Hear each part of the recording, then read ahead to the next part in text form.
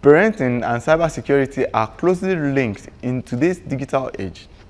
Lately, as young as toddlers, you see every child with different mobile devices such as tablets and phablets, loaded with several educational materials and apps.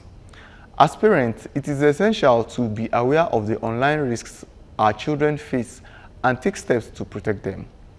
There are numerous concerns associated with the digital space, both for parents and children in particular. Concerns such as cyberbullying, online content censor, monitoring the digital footprint, and others. These concerns and steps to protect our children would be our focus in this package. And with me in the studio is Titi Taiwo from Ogtv community.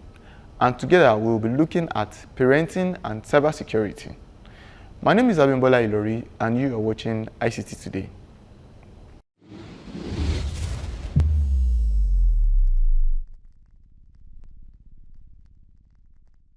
On tips and tricks this week, if you have a Windows PS and it's not yet activated, you need to just do this. Press Windows keys plus X. Then go to Terminal Admin or Windows PowerShell. Type SLMGR or RAM command and press enter, then hit OK. After restarting your PC, your Windows activation period will be reset. For Android devices, please try this. Go to Settings, search for DNS and click on the private DNS. Choose the private DNS provider host name and type dns.adguard.com and hit save. This will block all the ads and viruses that can come from all different websites you visit. And lastly, when you are threatened by someone trying to share your intimate pictures, here is the website that can help you delete those pictures. Go to this website, www.stopncii.org. Create your case and those intimate pictures will be deleted immediately.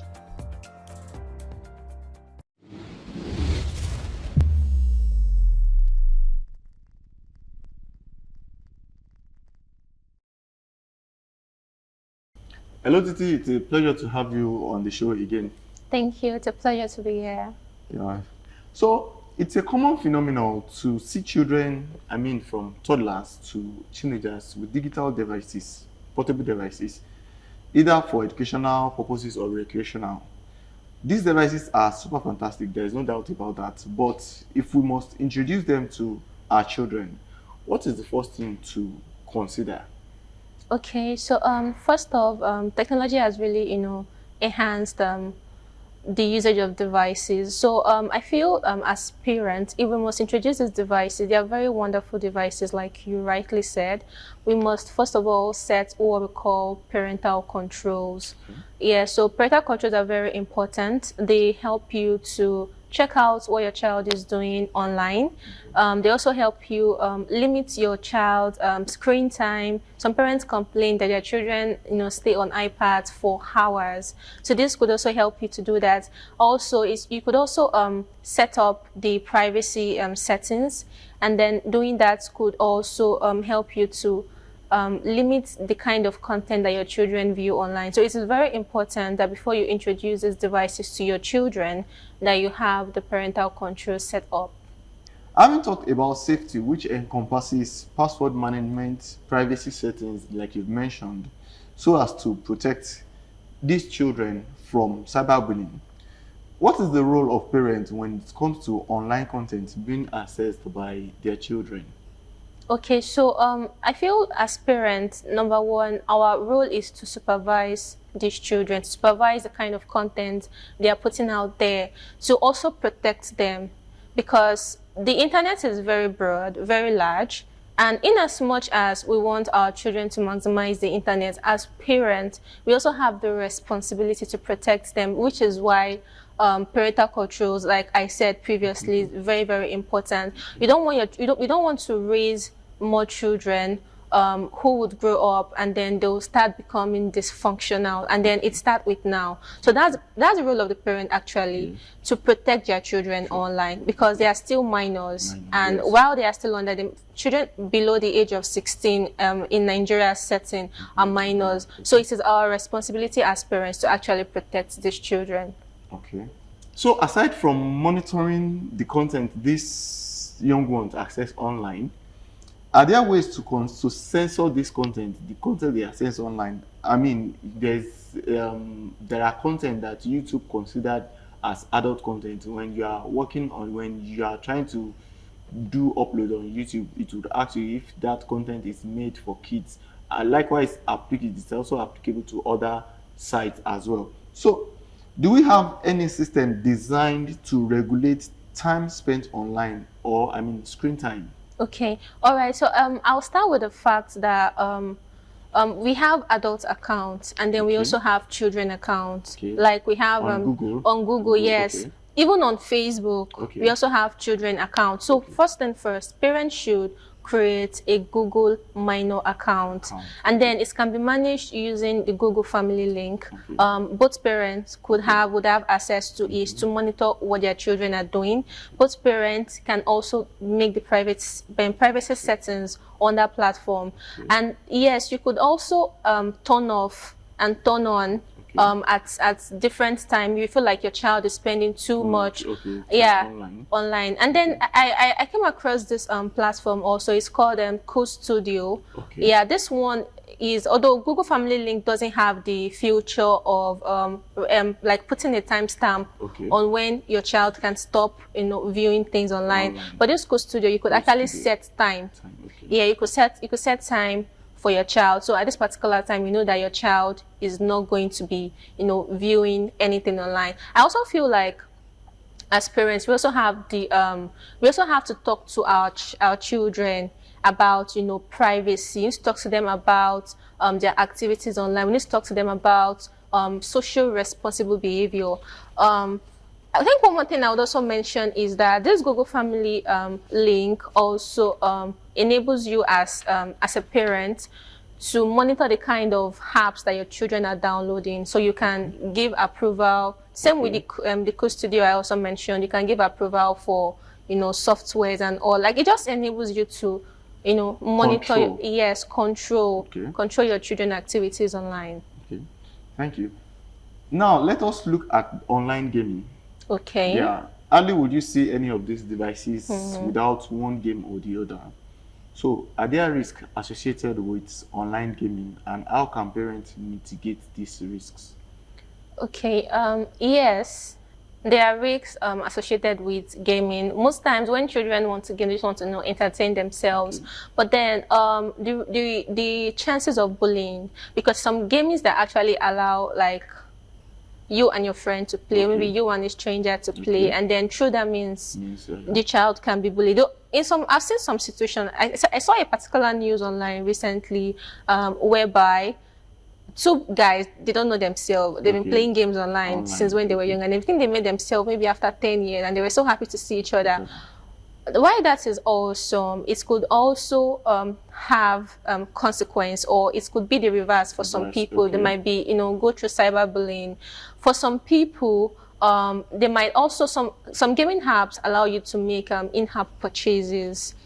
Right? And then, as a child, what do you know? They might, go and take their mom's pin or something like that. Before you know what happened, they are exposed to online scams. And some, it just even becomes so addictive. Like now, it becomes so addictive. Like you want to keep on buying more things, coins to extend your screen time or playing time when you run out of live levels or options. True. Like this situation, so the one I read recently, this one even happened to like an adult. I don't know if you saw the news about a pastor that was that used church money to play Candy Crush. So if If an adult adults could fall a victim of that, how okay, much that's more or less like addiction, because that's one of the games that I vowed that I would not actually download on my phone. Why? Anyways, because I see it. My opinion is that why would a game not have an end? Anything that has a beginning must have an end. So far it is created by human being. So why would you design a game such that it would be? I've not for once tapped on that game called Candy Crush before. So well, let's move on. Yeah. So being equipped with these devices empowers every child to leave a footprint online. How do they maintain a positive digital reputation? You know, internet never forgets. Whatever lately you see content you put on 7 years ago, 10 years ago, 12 years ago would bring a reminder on, especially one of the first social networking platforms, Facebook, for instance. True. Which will bring back your memory. So now, how do you educate and make sure that they maintain a positive digital reputation so that in the next 5 years, none of them, being as novice, as naive as they are, they won't have a regret of, had I known that this is what this will turn out to, I wouldn't have done this. So how do we do this? I think first and first, it starts with the parents themselves being positive role models. Okay. Some parents right now, they are even bullies themselves online. Okay. They might feel like maybe their children don't know what's going on, but one thing about children is that most times they tend to mirror you as a parent. They tend to mirror your activity. So if you are going to teach your child to be responsible, then you also have the responsibility of also being responsible yourself. Okay. That's one.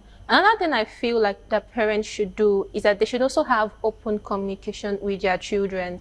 Let them educate these kids. Let them tell them about the consequences of their action, the effect of their action. Google has a software. Google has an app, yes, that educates children. There are also some verified gaming applications that people could, that parents could introduce to their children to learn about cybersecurity. Let them tell their children not to share private information like relating to finance, private information relating to their home address, relating to their schools. Yes, I always reference the news because I follow the news. I saw a news recently of a guy who was celebrating his birthday party, and then he posted his location online, and then some people came, they attacked him, and they killed him. So it is very, very important that you don't post those kinds of sensitive information online. Because it's a wicked world. Yes, it's even as simple as okay, we like to celebrate, and when someone is celebrating, you see some people like relations, they'll put the full name of that celebrant online. You don't know that when you post somebody, yes, it's good to be associated, to be identified with whoever celebrates or anything. But when you put the full name of that person online, if that is the name that person is using for their financial transaction and any other thing, you have actually exposed those people, and that is their data privacy has been breached. Breached already. Yeah. True. So, I think that's another thing I want to say, that people could use pseudonyms, like they don't have to use their real name. If your child is going to have like an account online, you could use like a fake name for the child, and then you don't always have to, like, for children who are young, you may very, very young, you may not always have to expose their faces. Some people don't mind about that, but I think for me, I don't think I would as long as you are not a celebrity and you don't intend to become one. Even if you intend to become one, there is an age that you need the consciousness of what you are doing online. But as soon as you introduce them to these digital platforms, you educate. And you make them understand that this and this you don't do now. Just like when you are raising a child in a conventional world. The digital space is, like you've said, is cruel. And if you don't know the rules of the game, even adults, so like, okay, now, like the one I mentioned, you are celebrating somebody and someone else is putting the full name, that information alone, the full name alone, if they come up with, okay, he's celebrating how many years? 50 years. And today is July 10th, 1992, or July 10th, 2024. July 10th, 2024, okay, let's see, can we download an app and check, or online check this person's profile? You can get the email address. True. Some bank apps, they will ask you to sign in with your email address. And by social algorithms, they can hack into your bank account. True. That's another thing I also wanted to mention. A parent should also educate. One of the ways in which these attackers, we call them phishers, one of the way they do their pitch attack is that they prey on human greed. They prey on human greed. You see some things that are just too good to be true. And then they tell you to click a link. Yeah. And true, that means they steal your information. Yeah, so I think parents should also educate their children to be able to recognize this type of things and to tame their appetite. Yes, to be contented. Yes. That's the word, to be contented. Even whatever you see online, and no matter how juicy it looks, True. be contented. Thank you. As these children grow in life, they tend to connect with different social networks. Parental control and monitoring has little to do on which social network they connect with. You agree with me? So maintaining a responsible social media behavior might be a challenge. How can this be addressed? Okay, so I would start by going back to the background where I said that parents should have open discussion with their children, educate them about the consequences. There's this saying in Proverbs that train up a child in the way you should go, and when it grows, they will not depart from it. The same is also applicable here. So if as parents, if we have done our responsibility to, raise up these children, I feel like we are going to be raising up more people.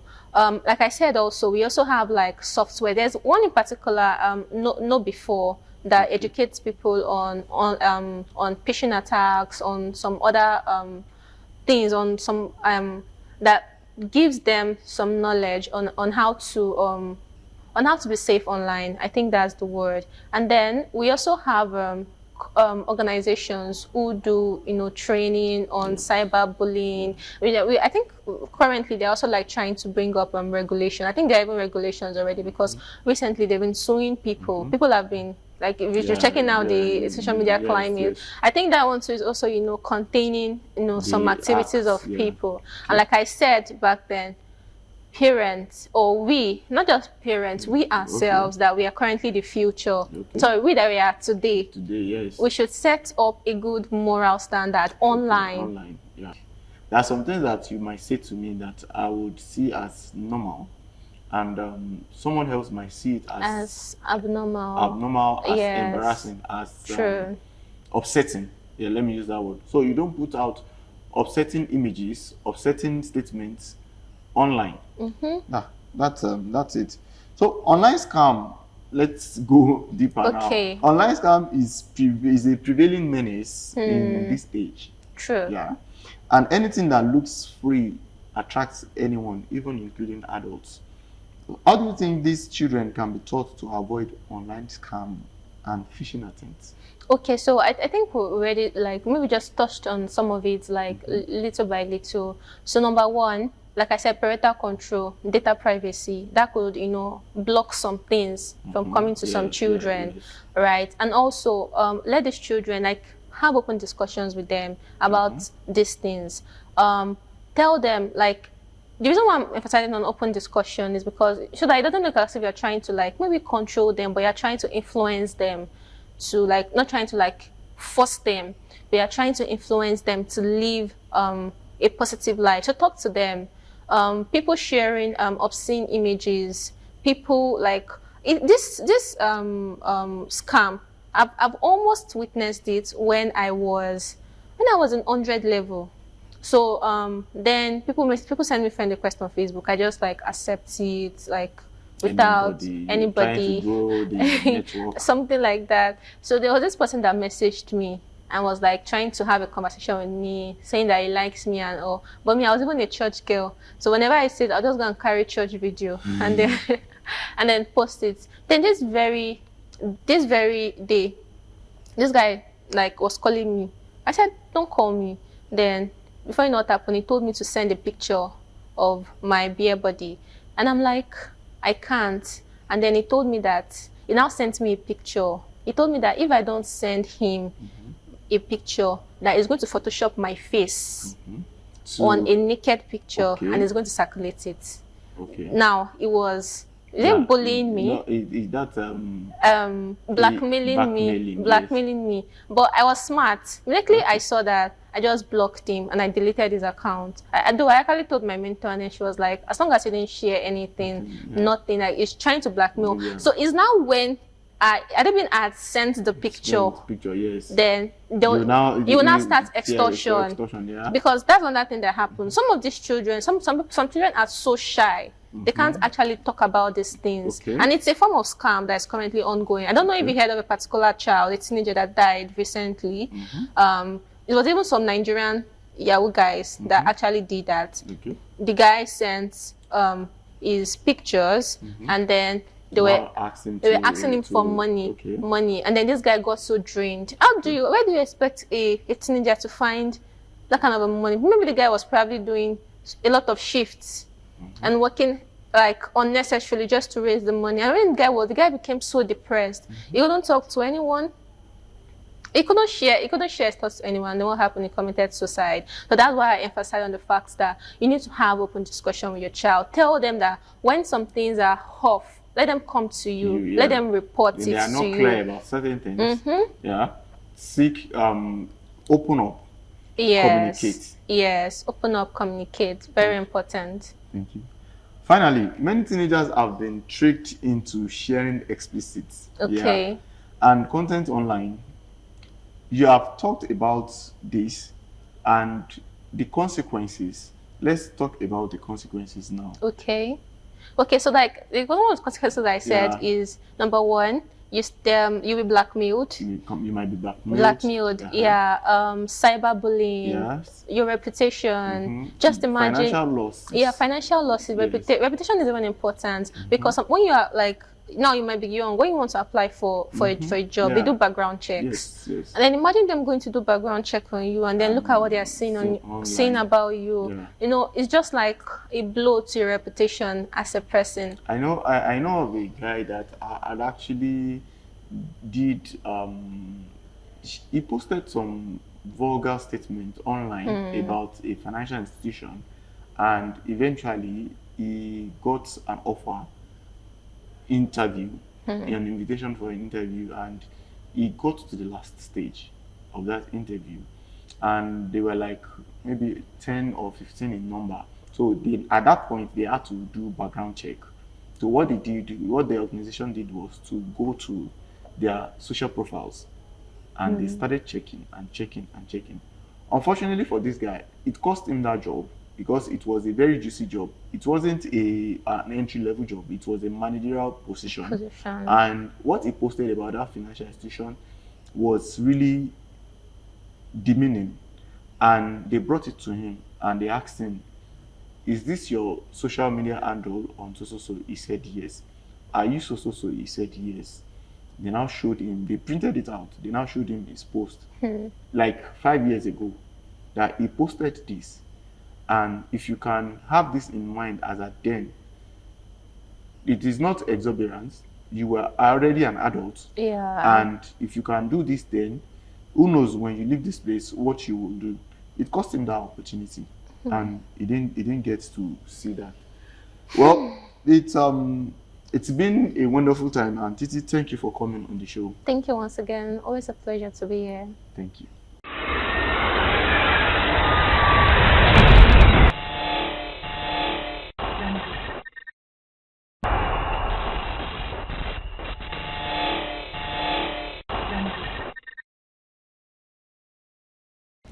Parenting and cybersecurity is indeed achievable when we teach our children to be cautious when sharing personal information online and to avoid interacting with strangers. Parents can also help set their children's profiles to private and review their friends list. And finally, we can encourage our children to come to us with concerns and questions about their online experience. Thank you for staying with us till now on the show, and I hope you enjoyed the package.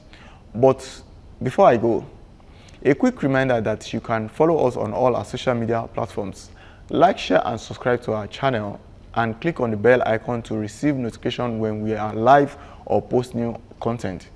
And until next time when I return with another package, always remember that if it is digital, it is part of ICT.